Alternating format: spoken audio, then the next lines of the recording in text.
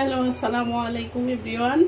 Welcome জানাচ্ছি নতুন আরও একটি রেসিপির ব্লগ দেখার জন্য। তো আজকের ভিডিওটা থাকবে দুইটা রেসিপির ভিতরে থাকছে করলা দিয়ে চিংড়ি মাছ দিয়ে ভাজি করব, আর পাঙ্গাস মাছের মাথা এবং তেল দিয়ে পেটি দিয়ে কিভাবে পুঁই শাক রান্না করি। তাহলে চলুন ভিডিওটা শুরু করা যাক। আমি এখানে করলাগুলাকে সুন্দর করে ধুয়ে লবণ দিয়ে কষলিয়ে কিছুক্ষণ ভিজিয়ে রেখেছিলাম তিতা ভাবটা বেরিয়ে যাওয়ার জন্য।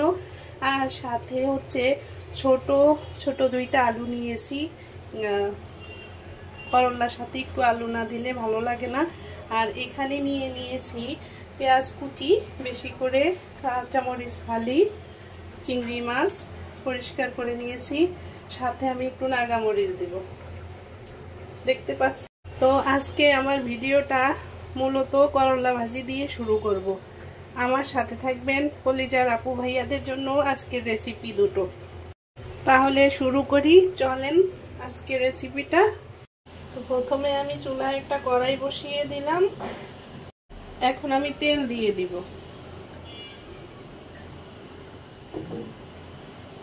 তেলটা গরম হয়ে গিয়েছে।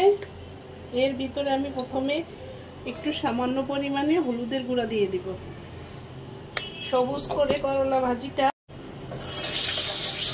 হলুদ দিয়ে তেলটা একটু গরম করে নিব। তেল হলুদটা গরম হয়ে গিয়েছে, এখন পেঁয়াজ কুচিগুলা দিয়ে দিব, কাঁচামরিচ কুচিগুলা দিয়ে দিব চিংড়ি মাছ,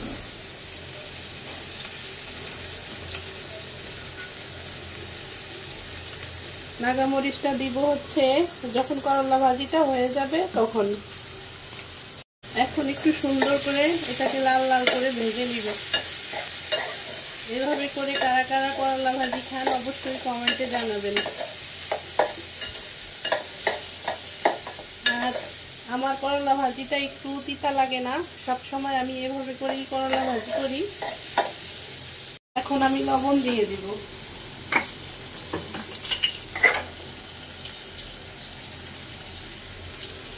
লবণ দিয়ে নাড়াচাড়া করব। লবণ দিলে হবে সফট হয়ে যাবে, পেঁয়াজটা খুব দ্রুত মজে আসবে। রান্নার সব সময় যে কোনো ভাজি করার সময় সবুজ রাখার জন্য আপনি আগে প্রথমে কড়াইতে তেল দিবেন। তেল দিয়ে একটু সামান্য পরিমাণ একটু হলুদের গুঁড়া দিয়ে সুন্দর করে আগে তেলটা গরম করে নিয়ে পেঁয়াজ মরিচগুলাকে ছেড়ে দিবেন। দেখবেন এরকমই সবুজই থাকবে একদম লাস্ট পর্যন্ত, কালার চেঞ্জ হবে না। তো আমার তো করলা ভাজিটা হয়ে গেছে, সরি আমার পেঁয়াজ মরিচটা ভাজা একদম হয়ে গিয়েছে। চুলায় গ্যাস নাই তো, যার কারণে অনেক লম্বা টাইম লাগে। আমি এখন হচ্ছে করলাগুলাকে দিয়ে দেব।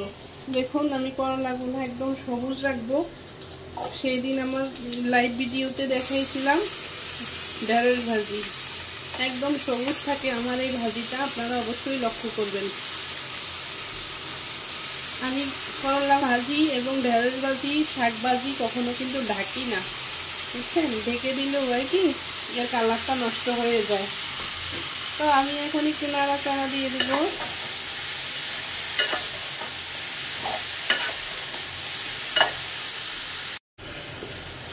তো আমি করলা ভাজিটাকে সুন্দর করে নাড়াচাড়া করে নিচ্ছি।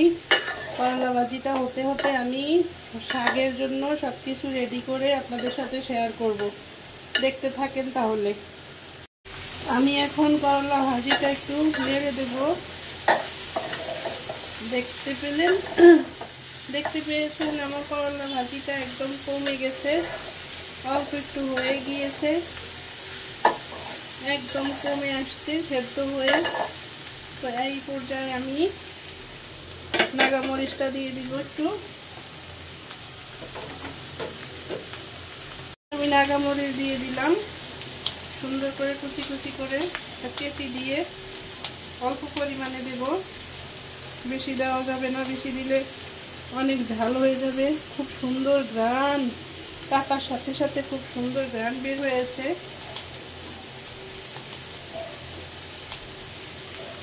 আমি এতটুকু মরিচ দিয়ে দিলাম, দিয়ে আবার একটু নাড়া দিয়ে দিব।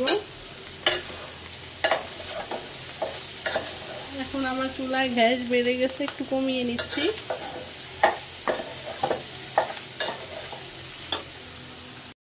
দেখতেই পেয়েছেন আমার করলা ভাজিটা আলহামদুলিল্লাহ হয়ে গিয়েছে। আমার তো তর সইতেছিল না, তখন আমি এই করলা ভাজি দিয়ে ভাত খাবো। তারপর আমি চুলার থেকেই উঠিয়ে নিয়ে করলা ভাজি দিয়ে ভাত খেয়ে নিয়েছি। দেখতে পেয়েছেন একদম করলা ভাজিটা কত সুন্দর হয়েছে। তো আজকে আমার ভিডিওটি যদি আপনাদের কাছে ভালো লেগে থাকে অবশ্যই চ্যানেলটিকে সাবস্ক্রাইব করে পাশে থাকবেন, আর পাশে থাকা বেল বাটনটিকে অন করে দেবেন। এক কড়াই করলা ছিল, একদম কমে এতটুকু হয়ে গিয়েছে। ধন্যবাদ এতটুকু সময় আমার পাশে থাকার জন্য। এখন সার্ভ করব, আপনাদের সাথে শেয়ার করব। করলা ভাজি রেসিপিটা একদম হয়ে গিয়েছে, কমপ্লিট। দেখুন কত সুন্দর ইয়ামি লাগতেছে। আর আমি তো আদা কাঁচাই চুলার থেকে নামিয়ে খেয়ে নিয়েছি। তো এভাবে করে অবশ্যই আপনারা করলা ভাজি করবেন দেশীয় চিংড়ি মাছ দিয়ে। আর চিংড়ি মাছ না থাকলে বেশি করে পেঁয়াজ এবং কাঁচামরিচ দিয়ে, রাঙামরিচ দিয়ে ভাজিটা করে নেবেন। দেখেছেন কত ইউনিক লাগতেছে। এই করলা ভাজি দিয়ে অনেকগুলা ভাত খাওয়া যাবে।